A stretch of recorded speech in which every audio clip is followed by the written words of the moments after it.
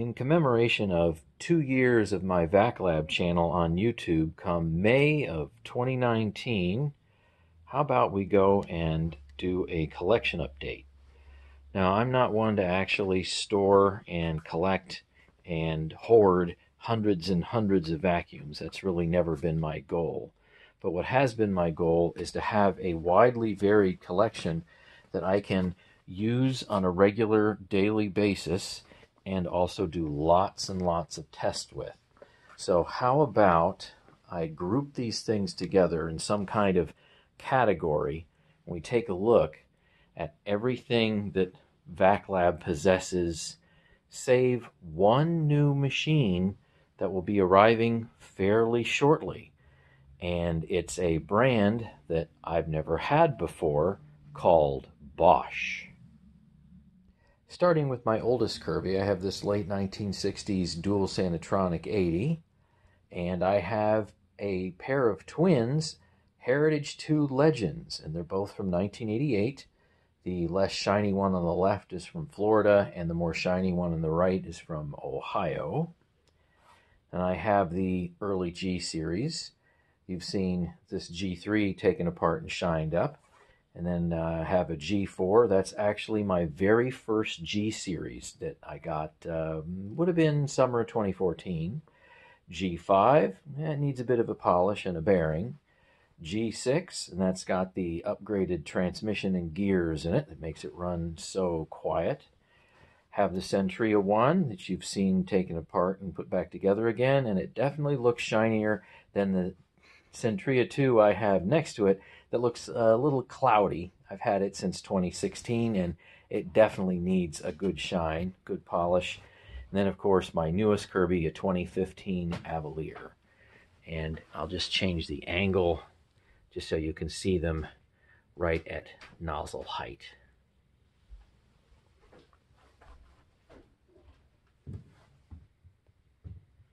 All right, moving on.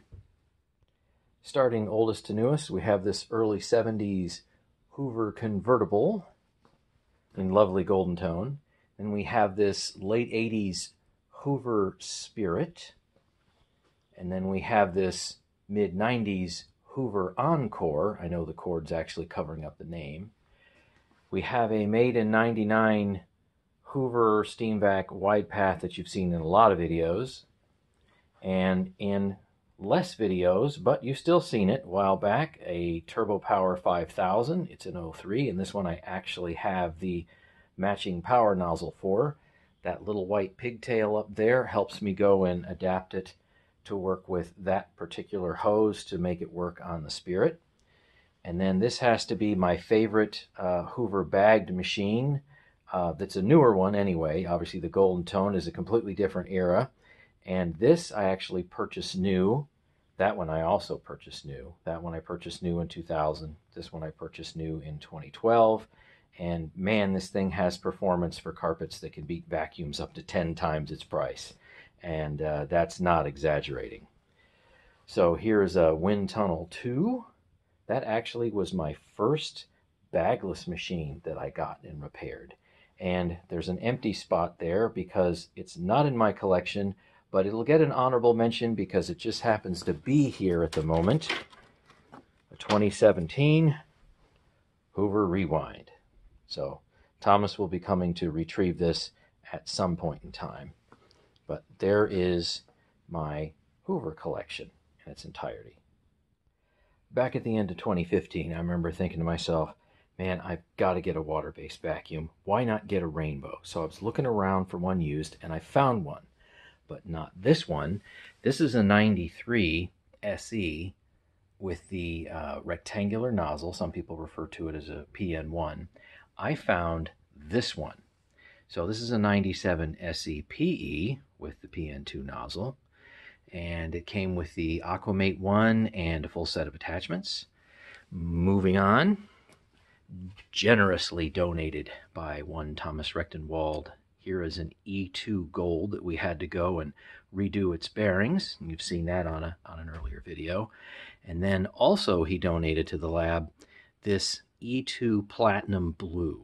So thank you very much, Thomas, for donating those rainbows and doubling my collection. But there's a piece missing over here. Okay, so on temporary loan, we have this PN12.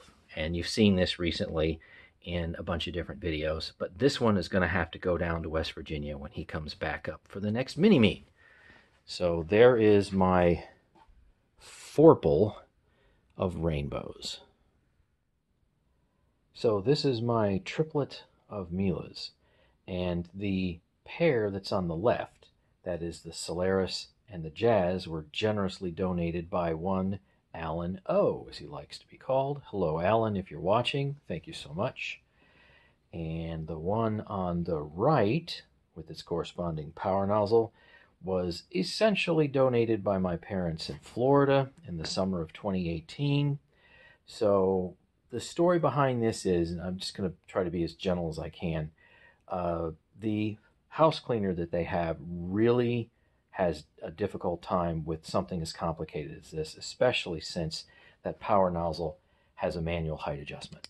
So bottom line is I went and I bought them a Shark. Yeah, I know. I just had 5 Miele fans' heads just explode. I got them a Shark, what was it, an NV355, and their house cleaner absolutely loves it. She loves Sharks. She knows how to use it. She was very excited about getting it and using it. And so that's what I left them with, and they're enjoying it tremendously. So that's what we have for my Miele collection at the moment. Here's my triplet of Dysons. Starting from the left here, my oldest one, an 04 DC-14 Animal. That one was actually just donated by a friend of mine at work. This DC-25 Animal, this one was actually a curb find in my subdivision. Somebody just put it out at the curb and didn't realize it needed pretty much a really good cleanup. I think I replaced a couple of parts on it, like little $3, $4 things. And this one was also a curb find about a mile away from where I live, DC-65 Animal Complete, and I think it's from 2015. The DC-25, I think it's 2008. So I was really excited to get my first Dyson, and they actually came in the order of the model number. I got the 14 first, I got the 25 next, and I got the 65 last. So they've been very, very revealing as far as being able to measure them in all different kinds of ways. So let's move on. Next up, we have the Taconi twins, a Riccar 8850 and a Simplicity Symmetry. Still sounds funny when you say that, Simplicity Symmetry. So both of these were found in thrift stores, and I think the 8850 I got for maybe $13 or $14. It needed a belt and a lot of service, and then later on, the bearings completely dried up, so there's videos of me redoing those. And the Simplicity, I think it was a display model, because I haven't had to do anything to it. It was completely missing a belt and didn't look like it really had any use on it. And I think this one's from 2012, so love the red color. I don't see a whole lot of red vacuums around anymore, but certainly is easy to push on carpets. Okay, moving on. And now for my next duo, we have Bissell. And starting with the 2013 Power Force Compact here on the left, and yeah, see those tools up there? I just stuck them on there. They're not Bissell tools, so don't worry about it. I got this in a thrift store for, I think it was around $5 or so, made a video of it, and basically it really just needed a belt and a good cleanup. And of course, it was clogged. This Power Force Bagged is a fabulous little vacuum. If you can find it for 50 bucks and you want just kind of a little spare vacuum to go run around with, holy moly, this thing is fantastic. Really great performance. Maybe you can get it for, say, 50 bucks if you find a good price on it. But boy, does it really ever pick up sand well. So just generally speaking, how on earth can Bissell afford to make and sell, I think just through Walmart, a machine that's actually this good? And that one's from 2017. It was generously donated essentially in brand new condition by Thomas Rechtenwald. So let's move on. Bet you thought I forgot this guy. A 2011 Hoover Wind Tunnel Max. This one was a curb find about 5 doors down from me from somebody who actually cleans carpets for a living. And they put it at the curb, and there was all kinds of stuff stuck in there. Staples, a pencil, all kinds of like wet dog hair. It was massively clogged. The belt had some burn marks on it, but wasn't broken. But if you remember, what was so interesting about this machine after I got it cleaned up and working again was that belt release mechanism right there. When you step on it, it's supposed to stop the brush roll. The thing is, it more or less doesn't. And even putting a new belt on it, well, I don't use it for any type of bare floor cleaning because I need that brush roll to spin.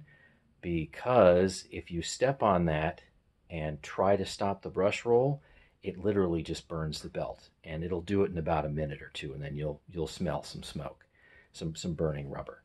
So, it's kind of a known issue. I don't use it very often, but it seems to be pretty good with sand pickup. So, I almost thought that I had gotten all my Hoovers, and then I walked by, and there it was on the wall, tucked back into a corner there, and I went, oh, geez, I forgot that one. So here's an honorable mention to this 2011 Hoover Wind Tunnel Max. Like the color, though. This should be my last pile of vacuums, and they're all onesies, no duplicates. So, or at least in name brand, no duplicates. So this vacuum's actually kind of near and dear to my heart because it's been in my family since we bought it new in 1980.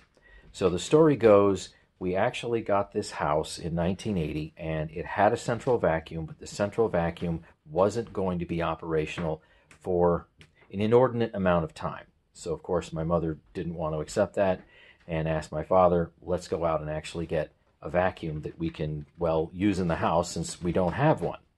So they gave away when we moved into this house, they're more traditional upright vacuums, like think the old style Eurekas and Hoover convertibles. And we're left literally with a nice new house with a central vacuum that wasn't ready to go and no vacuum that they could use. So we got this vacuum and she gave it to me in 1987. I've had it ever since. I've done a full restoration on it with the exception of the bearings. That's something I need to do, but I was able to completely refurbish the cord reel without getting any other parts. So that was kind of fun. Did that several years ago. Here is a 2000 Auric. That was a thrift shop find. I think it was $17 or $18. And it exhibited all the typical things you would kind of expect from an Auric. Of course it was clogged, of course the belt was broken, and of course the brush roll was wrapped with pretty much everything you could possibly imagine. So 20 some odd dollars later, it's all up and running, it's fine, and if you decide to get a machine like this, and if you care about filtration, please consider using an actual HEPA bag. The filtration is fabulous as long as you use an actual HEPA bag. This technically is really my only stick vac. The Dyson V7 you saw me use a while back, that was my church's, that's where it resides, that's not mine. So this has a date code, I think of October 03, we purchased it in early 04, and wife liked using it quite a bit a number of years ago. Still works just fine, has about 30 CFM at the nozzle or so. Here's my only shark, and you've seen a lot of videos with this recently. So I think this one was from about 2010 or so. Still working just fine. I put new filters in it, but that's all I really had to do. Here's a machine that my wife and I both like to use because it is incredibly easy to push. Think Kirby levels with a tech drive on. It's that easy to push. About 65 nozzle CFM. It's got an aluminum brush roll.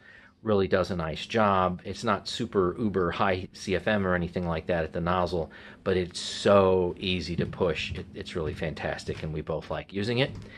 And this is a generously donated machine from Mr. Alan O, and this thing might as well be a robot vacuum. So I don't do robot vacuums here, but this one kind of might as well be in an upright form because it's got a pretty wild look to it.